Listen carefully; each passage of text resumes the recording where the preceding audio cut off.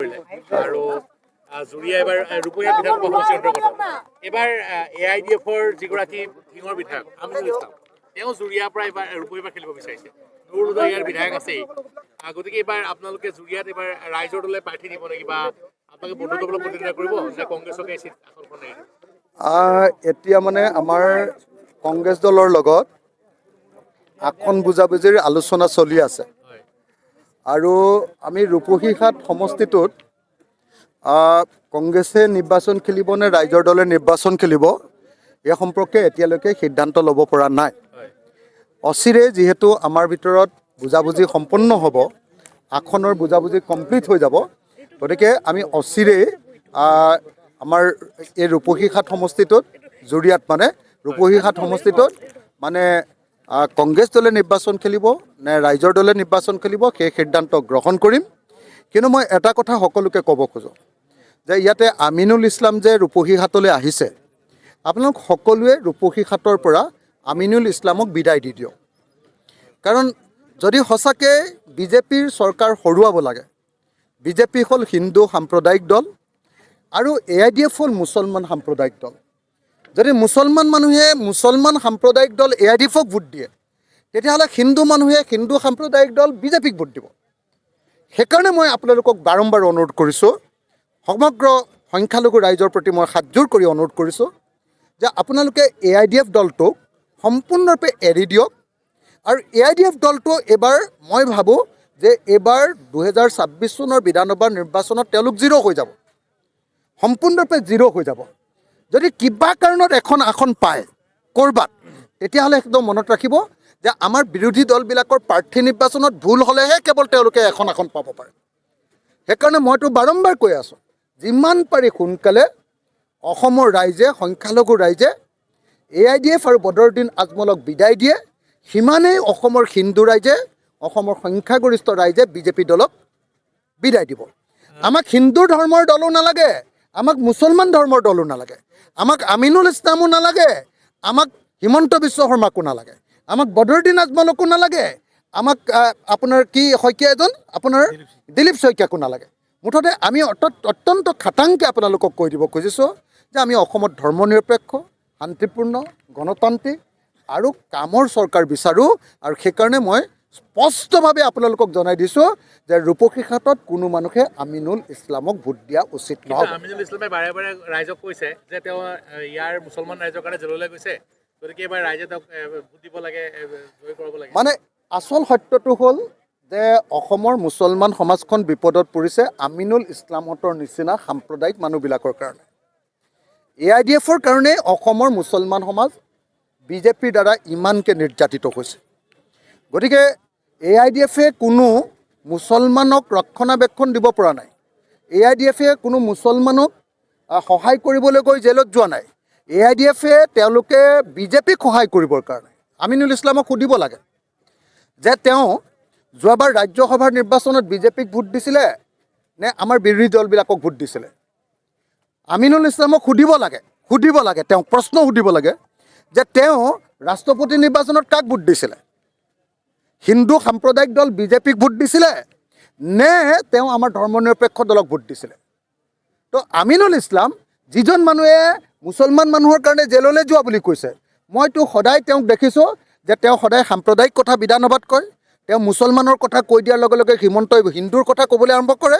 আৰু এই খেলটো কৰি কৰি, হিন্দু মুছলমানৰ খেলটো কৰি কৰি আমাৰ দুখীয়া মানুহবিলাকক, হিন্দু আৰু মুছলমান সকলো মানুহক বিপদত পেলাইছে, বস্তুৰ দাম বঢ়াইছে, ব্যৱসায় বৰবাদ কৰি দিছে, গোটেই দেশখনৰ সম্পদ সম্পূৰ্ণৰূপে পুঁজিপতিৰ হাতত, কৰ্পৰেটৰ হাতত, আদানী আম্বানীৰ হাতত দি দিছে আৰু অসমৰ জনতা, ভাৰতৰ জনতাক সম্পূৰ্ণৰূপে বিপদলৈ ঠেলি দিছে। যে হিমন্ত বিশ্ব শৰ্মাৰ চৰকাৰ, আমাৰ চৰকাৰ গঠন হ'লে নহয়, আচলতে এতিয়াই জেলত যোৱা উচিত।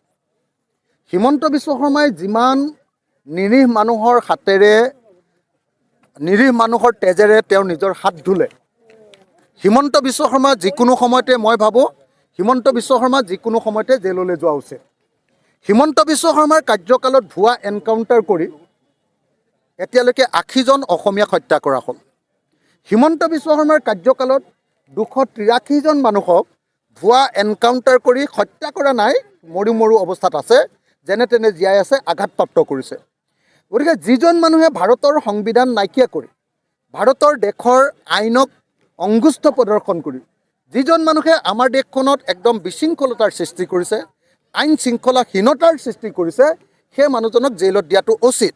সেইকাৰণে মই স্পষ্টভাৱে আপোনালোকক ক'ব খোজোঁ, যদি এইবাৰ বিৰোধী দলসমূহে চৰকাৰ গঠন কৰে আৰু বিৰোধী দলত যদি আমি ৰাইজৰ দল থাকোঁ, তেতিয়াহ'লে বিৰোধী দলে চৰকাৰ গঠন কৰাৰ 24 ঘণ্টাৰ ভিতৰত হিমন্ত বিশ্ব শৰ্মা আৰু তেওঁৰ যিবিলাক পুলিচ বাহিনী যিবিলাকে এনকাউণ্টাৰ কৰিছিলে, ভুৱা এনকাউণ্টাৰ কৰি মানুহক হত্যা কৰিলে, তেওঁলোকৰ বিৰুদ্ধে 24 ঘণ্টাৰ ভিতৰত এজাহাৰ দিয়া হ'ব আৰু হিমন্ত বিশ্ব শৰ্মাক 7 দিনৰ ভিতৰত গ্ৰেপ্তাৰ কৰাৰ ব্যৱস্থা গ্ৰহণ কৰা হ'ব। দাদা এটা কথা সুধো, আপুনি কি হৈছে?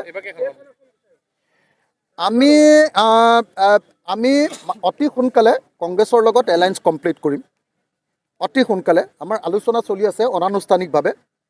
আমি ইতিমধ্যে এখন তালিকা দি দিছোঁ, কিন্তু মই কেইজনীয়া তালিকা সেইটো এতিয়া ক'ব নোৱাৰিম, কাৰণ এইটো আপোনালোকে সকলোৱে জানে। তো আমি ঢিং বিচাৰিছোঁ আৰু ঢিংটো আমাৰ কাৰণে আনকম্প্ৰমাইজিং চিট। আমি ঢিংটো পাবই লাগিব বুলি কৈছোঁ। আমি স্পষ্টকৈ কৈছোঁ যে ঢিংটো আমাক লাগিবই। তো মই নাজানো, এইটোতো বুজাবুজি হ'ব লাগিব। তেওঁলোকৰো কেণ্ডিডেট থাকিব, আমাৰো কেণ্ডিডেট থাকিব। তেওঁলোকেও দাবী উত্থাপন কৰিব, আমিও দাবী উত্থাপন কৰিম। আলোচনাৰ মঞ্চত আমি ঢিংটো বিচাৰিম, আৰু ঢিংটো যেতিয়া বিচাৰিম মই স্পষ্টকৈ কৈ দিছোঁ যে ঢিং নাপালে নহ'ব, ঢিং আমাক দিব লাগিব।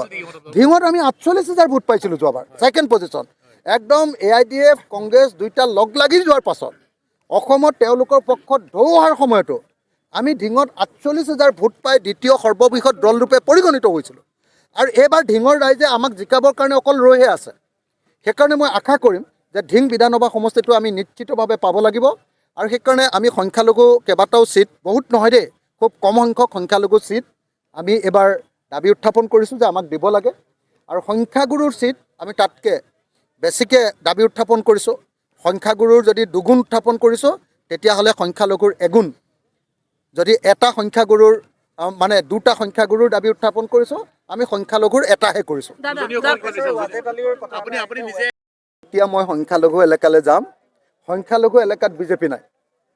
তাত আমাৰ কম্পিটিশ্যনটো হ'ল ৰাইজৰ দল আৰু কংগ্ৰেছৰ। তাত অলপ কংগ্ৰেছৰ বিৰুদ্ধে দুষাৰ এষাৰ কমেই। যেতিয়া সংখ্যালঘু এলেকাত কংগ্ৰেছে মিটিং কৰিব, তেতিয়া ৰাইজৰ দলৰ বিৰুদ্ধেও দুষাৰ এষাৰ ক'ব। সংখ্যাগুৰু এলেকাত আমি কংগ্ৰেছক গালি নাপাৰোঁ নহয়। সংখ্যাগুৰু এলেকাত বিজেপি আছে, তাত আমাৰ পূৰা বিজেপিৰ বিৰুদ্ধে শত্ৰুতা। আৰু য'ত সংখ্যালঘু এলেকা আছে তাত বিজেপি নায়েই, জিৰ'। য'ত বিজেপি নাই তাত আমাৰ ককাই ভাইৰ মাজত এটা কম্পিটিশ্যন আছে, কংগ্ৰেছ আৰু আমাৰ মাজত কম্পিটিশ্যন আছে। গতিকে কংগ্ৰেছেও এবাৰ মোক খুট মাৰি দিয়ে, ময়ো এবাৰ খুট মাৰি দিওঁ, এইটো আমাৰ থাকিব। সেইটো আপোনালোকে ইমান বেয়া পাব নালাগে। নহয়, কংগ্ৰেছৰ বিৰুদ্ধে ৰাইজৰ দলে প্ৰচাৰটো নকৰেই, বৰং কংগ্ৰেছৰ হৈ ৰাইজৰ দলে প্ৰচাৰ কৰিব। আৰু আপোনালোকে মনত ৰাখক যে এইবাৰ কংগ্ৰেছ দলৰ আটাইতকৈ ডাঙৰ ষ্টাৰ কেম্পেইনাৰ মই অখিল গগৈয়ে হ'ম। আজি সংখ্যালঘু এলেকাত যদি ক'ৰবাত এজন সংখ্যালঘু মানুহে কংগ্ৰেছক বেয়াও পাইছে, সেই সংখ্যালঘু মানুহক বুজাই বঢ়াই আৰু উজনি অসমৰ সংখ্যাগুৰু এলেকাত য'ত কংগ্ৰেছৰ স্থিতি দুৰ্বল হৈ আছে, সেই সংখ্যাগুৰু এলেকাবিলাকত, আমাৰ খিলঞ্জীয়া ভূমিপুত্ৰ জনজাতি এলেকাবিলাকত কংগ্ৰেছৰ হৈ ষ্টাৰ কেম্পেইনাৰটো ময়ে হ'ম। কংগ্ৰেছৰ মেইন এম্বেচাডৰ কি বুলি ক'ব আপোনাক, ব্ৰেণ্ড এম্বেচাডৰ, কংগ্ৰেছৰ 2026 চনৰ নিৰ্বাচনৰ ব্ৰেণ্ড এম্বেচাডৰ অখিল গগৈ হ'ব। আপোনালোকে কংগ্ৰেছৰ বিৰুদ্ধে মোক ওচৰত কথা কৈ লাভ নাই। কংগ্ৰেছ আৰু ৰাইজৰ দল একেলগে খেলিম। কংগ্ৰেছৰ এইবাৰ মই ব্ৰেণ্ড এম্বেচাডৰ, আৰু এইবাৰ মই কিন্তু কংগ্ৰেছ নহয়, ব্ৰেণ্ড এম্বেচাডৰহে। মোক ভাড়া কৰি নিব লাগিব। আপোনালোকে বুজিছেনে নাই? মই কংগ্ৰেছৰ ব্ৰেণ্ড এম্বেচাডৰ, মই কংগ্ৰেছেই নহয়। কিন্তু কংগ্ৰেছক এইবাৰ জিকাম, কংগ্ৰেছ আৰু ৰাইজৰ দলে মিলি এবাৰ চৰকাৰ কৰিম, আৰু হিমন্তক 7 দিনৰ ভিতৰত জেলত দিম। কথা চাওক, আজি আপোনালোকে ভুল কৰে। সংবাদ মাধ্যমবিলাকে আমাৰ বিৰোধীকেইটা কেনে খুচি খুচি থাকে। আজি বিজেপিয়ে AGPক অকল 9টা চিট দিম বুলি কৈছে। বিজেপিয়ে 9টা চিট দিম বুলি কৈছে। খবৰ লওক হয়নে নহয়? হিমন্ত বিশ্ব শৰ্মাই স্পষ্টকৈ কৈছে যে 9টাতকৈ ক'ত বেছি চিট আছে AGPৰ, স্পষ্টকৈ কৈছে। অথচ AGPয়ে বিচাৰিছে 40টা চিট। আজি গৌৰৱ গগৈয়ে 100টা চিটত খেলিম বুলি কোৱা কথাটো আপোনালোকে হাতীৰ সমান ডাঙৰ কৰি দিয়ে। আৰু এই যে হিমন্ত বিশ্ব শৰ্মাই যে AGPক দিম বুলি কৈছে মাত্ৰ 9টা চিট, সেইটো আপোনালোকে পৰুৱাৰ সমান সৰু কৰি দিয়ে। তাৰমানে আমাৰ বিৰোধীকেইটাৰ মাজত কাজিয়া লগাবলৈ খোজে আৰু হিমন্ত বিশ্ব শৰ্মাহঁতক আপোনালোকে ৱাক কভাৰ দিব খোজে। মই একদম স্পষ্টকৈ আপোনালোকক কৈ দিছোঁ যে এইবাৰ আপোনালোকে দেখিবলৈ পাব যে হিমন্ত বিশ্ব শৰ্মা আৰু অতুল বৰাৰ মাজত কাজিয়া লাগিব। অকল AGPক মাত্ৰ 9খন আসন দিব খুজিছে বিজেপিয়ে আৰু AGPয়ে কোনোপধ্যে নামানে। আনহাতে আকৌ BPFে 15খনৰ ভিতৰত BTAD 15খনতে খেলিম বুলি কৈছে। UPPLক এখনো এৰি নিদিওঁ বুলি কৈছে। বিজেপিক এখনো এৰি নিদিওঁ বুলি কৈছে। সিহঁতৰ ভিতৰত কৌৰৱৰ ভিতৰতে নিজৰ কাজিয়া হ'ব। এতিয়া আমি পাণ্ডৱে চাইহে আছোঁ। আমি পাণ্ডৱে চাই ৰৈ আছোঁ। কৌৰৱৰ ভিতৰত কাজিয়া লাগোঁতে হৰ এৰিমেই আৰু। এইবাৰ আপোনালোকে নিশ্চিন্ত হৈ থাকিব। এইবাৰ বিজেপিক হৰুৱাম, এইবাৰ বিজেপি মিত্ৰজোঁটক হৰুৱাম আৰু এইবাৰ আকৌ সুশাসন প্ৰতিষ্ঠা কৰিম, ভয়মুক্ত অসম প্ৰতিষ্ঠা কৰিম, আকৌ অসমত ডেভেলপমেণ্টৰ অসম প্ৰতিষ্ঠা কৰিম। হিন্দু মুছলমানৰ ৰাজনীতি বাদ দি উন্নয়নৰ ৰাজনীতিত আকৌ আগবাঢ়ি যাম। Thank U.